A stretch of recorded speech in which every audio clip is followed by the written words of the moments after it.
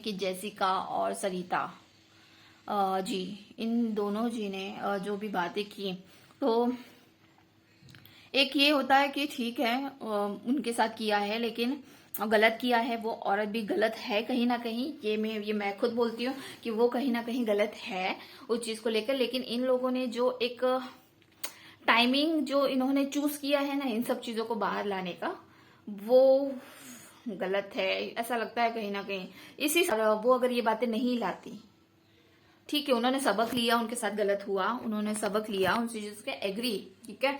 लेकिन अगर ये चीजें आज वो नहीं लाती तो क्या उनका कुछ बिगड़ जाता? नहीं। लेकिन समय ही क्यों? क्योंकि उसकी शादी होने वाली, कोई अपनी लाइफ में आगे बढ़ रहा है और सोच रहा है, तो क्यों इसी समय ही क्यों ये सारी चीजें? क्या वो लोग अगर ये सारी चीजें अगर आज नहीं लाते बाहर तो क्या हो जाता? कुछ बिगड़ जाता? कुछ बिगड़ जाता? उनकी तो कोई बेइज्जती नहीं होती, वो तो घर में न्यूट्रल होके नहीं सोच रहे हो, एक इंसान होने के नाते नहीं सोच रहे हो, दूसरों को बिल्कुल भी प्रायोरिटीज नहीं दे रहे हो, सिर्फ खुद के बारे में सोच रहे हो। देखो, सेल्फ सेंटर होना अच्छी बात होती है, सेल्फिश होना अलग बात होती है, ठीक है, दोनों में ही बहुत फर्क है। तो hey guys, welcome back to my new vlog. So thank you so much for watching me और सब्सक्राइब माय चैनल गाइस। सो आज हमारे यहाँ पर मॉर्निंग की शुरुआत हो चुकी है। सुबह ही सुबह हम लोग जितना हो सके अपने आप को एक्टिव रख के सारे काम जितने भी होते हैं ना घर के, वो सारे कर लेते हैं। एक्चुअली आलस करने के लिए जाए तो बहुत आलस करने के लिए बहुत समय है, लेकिन सुबह सुबह जितना हो सके अपने आलस को दूर करके और इन सारे कामों को पटा लें तो दिन भर काफ़ी फ्री और एनर्जेटिक भी फील होते हैं।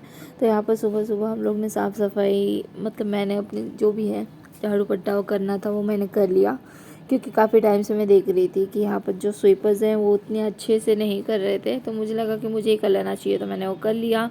फिर यहाँ पर एक्चुअली हमारे फार्म पर भैंस ने वो दिया है, बच्चा दिया है, पाड़ा हुआ है। तो ये पाड़े की बरई वहाँ से आई थी, तो बरई के लिए फिर दूध रखा हुआ था एक दिन से, तो मैंने बोला कि आज बना ही लेती हूँ। तो यहाँ पर मैंने इसको, अभी मुझे 2 स्लॉट में बनाना पड़ेगा। फ़िलहाल के लिए मैंने इसमें दूध डाल दिया है, जिसमें मैंने शुगर फ्री यूज़ किया है, क्योंकि मेरे हस्बैंड शुगर फ्री ही यूज़ करते हैं। एंड सेकेंड इसमें इलायची पाउडर था, वो मैंने इसमें डालकर इसको अच्छे से घोलने के लिए, डिज़ोल्व होने के लिए रख दिया है। फिर उसके बाद अब मैं यहाँ पर स्टीम देने के लिए उसको रख दूँगी। फिर 20 मिनट के लिए मुझे इस पर इसको रखना पड़ता है गैस पे स्टीम करने के लिए। उसके बाद ये मेरी बरई बनके तैयार हो जाएगी। और बरई मुझे खाना बहुत पसंद है, मुझे लगता है ज़्यादातर सभी को पसंद आता है बरई खाना। तो यहाँ पर बरई के लिए आया था 1 लीटर दूध। सो 1 लीटर में फ़िलहाल के लिए हाफ़ लीटर पहले बनाया और हाफ़ लीटर में बाद में बनाऊँगी। तो यहाँ पर फिर मैं आके गैस पे मैंने रख के फिर यहाँ पर थोड़ा सा हम लोग टाइम स्पेंड करने लग गए धूप में, क्योंकि सही में ठंडी का सीज़न आ गया है और ठंडी में बहुत ठंडी लग रही है, बहुत ठंडी लग रही है। मतलब इसमें तो धूप भी खा रहे हैं हम लोग तो भी गर्म ही नहीं फील हो रहा है, इरिटेट नहीं हो रहा है बिल्कुल। तो ठीक है, ये धूप भी काफ़ी अच्छी लगती है, बहुत प्यारी है। यहाँ पर हम लोग धूप का मज़ा ले रहे हैं बैठ के। उतने में मेरे हस्बैंड थोड़ा बात कर रहे थे, क्योंकि हम लोग मुंबई में जहाँ पर रहते हैं वहाँ पर एक डॉगी है, डॉगी को कुछ लगा हुआ है, तो उसके लिए डॉक्टर अरेंज करना है। तो इनके पास कांटेक्ट है, तो ये वहाँ पर डॉक्टर से बात कर रहे थे कि मतलब उसका ट्रीटमेंट अच्छे से हो जाए उस समय के लिए। तो वही लोगों को फ़ोन कर रहे थे, 2-3 लोगों को, ताकि उसको अच्छे से ट्रीटमेंट दे सके। फिर हम लोग यहाँ पर अपना नीचे उतर के अपने कार साफ़ करने के लिए आ गए। एक्चुअली हम लोग हफ्ते में 1 दिन के लिए तो अच्छे से कार की धुलाई कर देते हैं, बाकी टाइम पे हम लोग एक फट्टा मार देते हैं सूखा कपड़ा से। लेकिन हफ्ते में 1 दिन तो अच्छे से और डीप क्लीनिंग तो कार की हम लोग कर ही लेते हैं साथ में उतर के। दोनों जन साथ में करते हैं तो फटाफट हो भी जाता है और बोर भी नहीं फील होता है। फिर हम लोग यहाँ पर, मेरी बरई ये बन के तैयार हो चुकी है इस तरीके से। अब मैं इसको खाने का मज़ा लेने वाली हूँ। सीरियसली बहुत बहुत बहुत मज़ा आता है इसको खाने के लिए। मैं 2-3 दिन पहले ही इसके बारे में पूछ रही थी, मेरे हस्बैंड ने मुझे बोला कि अभी शायद नहीं है, कोई भी आनी बाकी नहीं है, सभी आ चुके हैं। तो मैंने सोचा फिर मुझे 1 साल के बाद ही अभी खाने को मिलने वाला है, 1-1.5 साल के बाद। लेकिन यहाँ पर देखा तो फिर मुझे दूसरे दिन ही बरई आ गई है, सडनली आई। तो ठीक है, जो सोचती हूँ मेरा अच्छा काम हो जाता है, मुझे मिल जाती है वो सारी चीज़ें जो मैं सोचती हूँ। तो ठीक है, यहाँ पर मुझे मेरी बरई मिल गई और फ़िलहाल के लिए तो मैं तो इसको खाने का मज़ा लेने वाली हूँ बरई को। काफ़ी थिक बनी है, अच्छी बनी है। और बरई कभी भी फर्स्ट डे की हम लोग नहीं यूज़ करते हैं, ये सेकेंड डे की बरई ही होती है जो बहुत ही बेस्ट और बहुत अच्छी बनती है। और थर्ड डे का भी इतना अच्छा नहीं होता है, लेकिन जितना सेकेंड डे का है वो बहुत परफेक्ट बरई उसकी बनती है। तो ये सेकेंड डे की बरई है। सीरियसली मुझे तो खाने में बहुत अच्छी लगी। फिर उसके बाद तो मेरे हस्बैंड जैसे ही फार्म पे गए उसके बाद काम वाली भाई आ गई है। तो यहाँ पर ये बहन पूरा काम करके, पूरा घर का झाड़ू पट्टा और सब करके फिर जाती है। और ये उनकी बेटी है ननकी छोटी, तो उसके साथ कुछ ना कुछ मैं मस्ती मजाक कर लेती हूँ, क्योंकि कभी स्कूल जाती है कभी बंक कर देती है। ये पता चलता है मुझे कि ये जानबूझ के बंक करती है, बट ठीक है, बहुत चंट लड़की है इसलिए मैं उससे बहुत मस्ती कर लेती है। यहाँ पर मैं देख रही थी सर कि ठंडी में स्किन कितनी ख़राब हो जाती है। मेरी पूरी वाइट वाइट स्किन निकलने लगी है यहाँ पर गांव में। सोच रही हूँ मुंबई में भाग जाऊँ, क्योंकि ठंडी बहुत है और ना स्किन पूरी ख़राब हो जाएगी। लेकिन फिर मैंने उसमें एलोवेरा जेल लगा लिया चेहरे पे ना, तो काफ़ी नॉर्मल हो गया। फिर ये मेरा सेकेंड स्लॉट है बरई का, तो जो मैं बना रही हूँ इसमें मैंने इलायची पाउडर और शुगर फ्री डाल दिया है।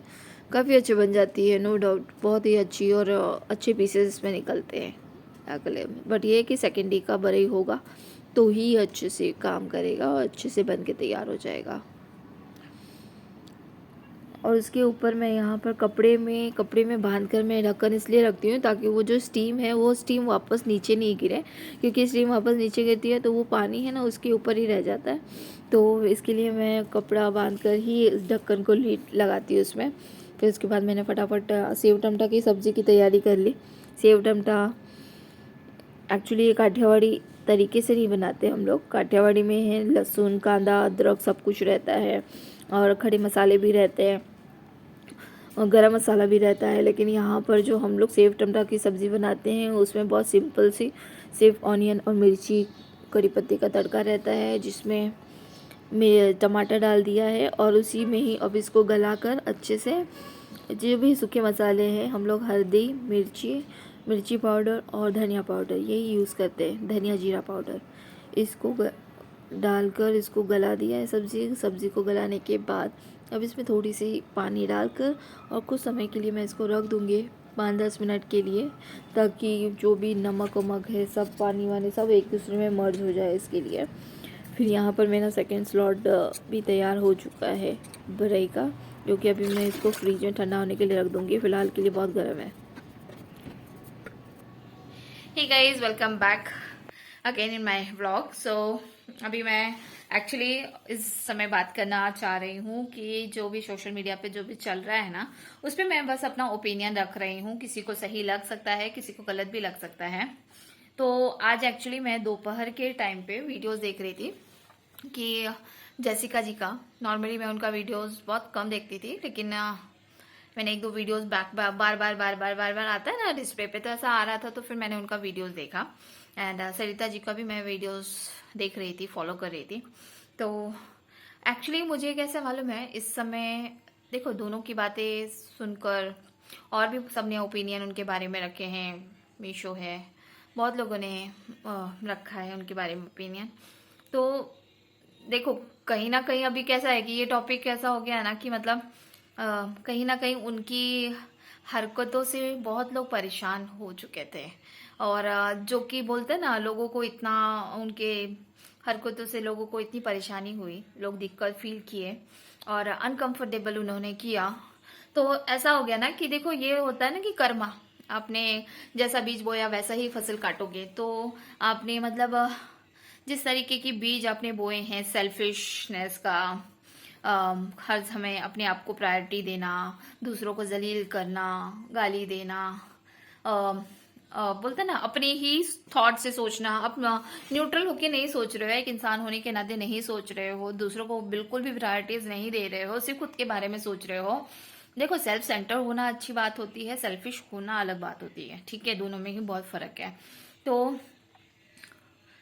कैसा है कि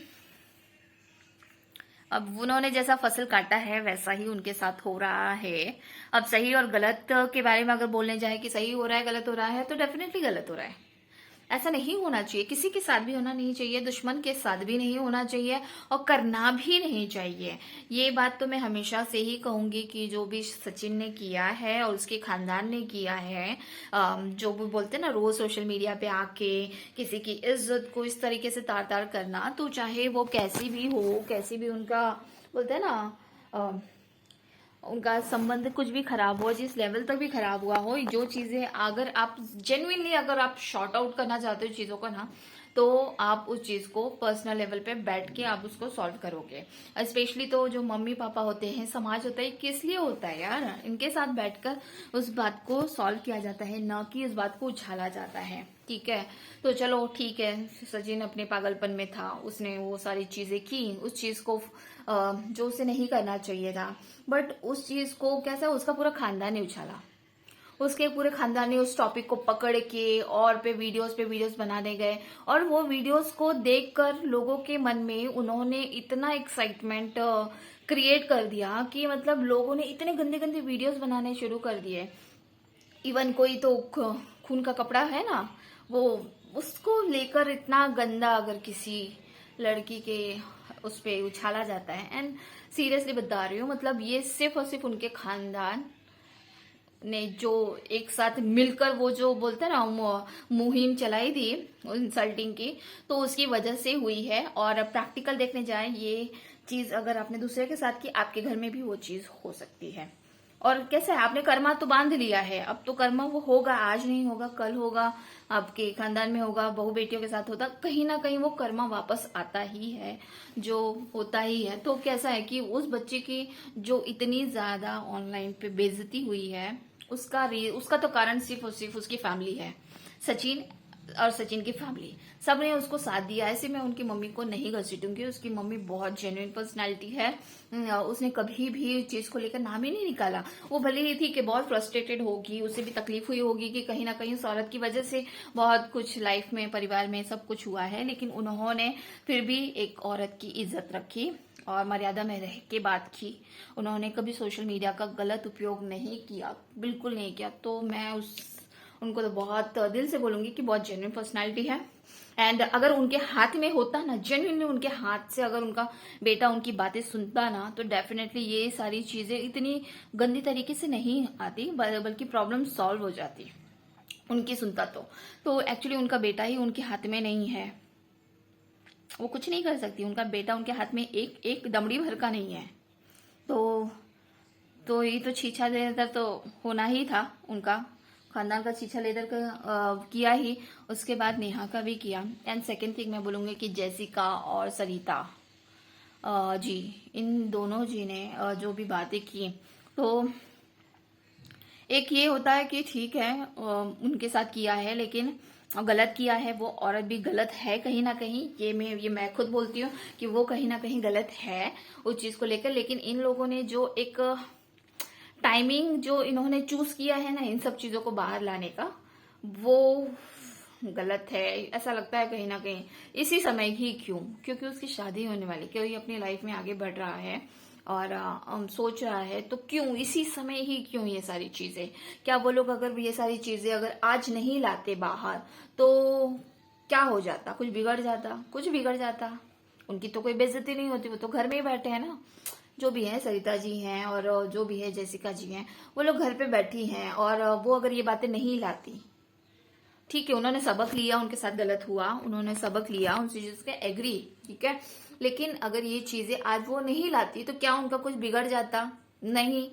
लेकिन सब चीजों को आज ही बाहर लाना मतलब कैसा है कि इस बोलते हैं ना जले पे नमक छिड़कना, आग में घी डालने का काम, समझ रहे हैं इस तरीके की बातें। एंड मैं एग्री करती हूँ कि मेरे साथ अगर कोई चीटिंग कर रहा है, डिच कर रहा है, बकवास कर रहा है, तो मैं उससे सीख लेके मैं उसको अवॉइड करूंगी कम्प्लीटली मेरी लाइफ से। तो मैं मतलब उसको कचरा भी नहीं, मैं कचरे की तरह भी नहीं ट्रीट करूंगी, मतलब वो एग्जिस्ट ही नहीं करता मेरे लिए। तो लेकिन फिर भी अगर यही सिचुएशन को क्यों चूज किया गया, ये सारी चीज़ों को बाहर निकालने के लिए, ठीक है। और पूरी दुनिया को दिख रहा है कि इसमें मनीषा की लाइफ खराब हुई तो उन दोनों की वजह से हुई है, दोनों ने उस चीज़ को एक्सेप्ट भी किया है। तो क्यों और ड्रामेबाजी कि मतलब इसमें ये हुआ वो हुआ, इसकी भी गलती है उसकी भी गलती है। जेन्युइनली देखने जाए, क्यों जानना है किसी की गलती है, बात खत्म करना है।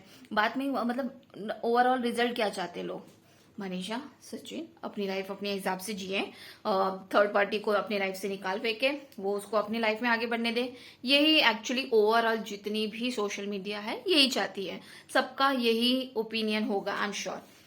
तो लेकिन क्या जानना है, क्यों जानना है कि भाई किसकी गलती थी, किसने कितनी गलती की, स्टार्टिंग कहाँ से हुई, पीछे मतलब क्या बोलते हैं, तकलीफ कहाँ से थी, शुरुआत क्यों किसने किया, किसकी गलती थी, मनीषा ने क्यों उसको अवॉइड किया, मनीषा कब से जानती थी, सचिन का क्या था, रूम के अंदर क्या हुआ, रूम के बाहर क्या हुआ, क्या बातें चलती थी, मैसेज में क्या बातें चलती थी, उनके बीच में कैसा रिलेशन था। अब क्या क्या जरूरत क्या है जानने की और बताने की जरूरत ही क्या है? मुझे तो समझ में ही नहीं आता what the hell is happening actually.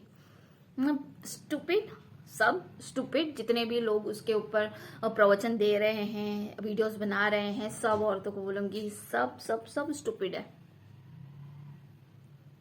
आप अपनी गिनती सिर्फ एक स्टूपिड औरत में करवा रहे हो।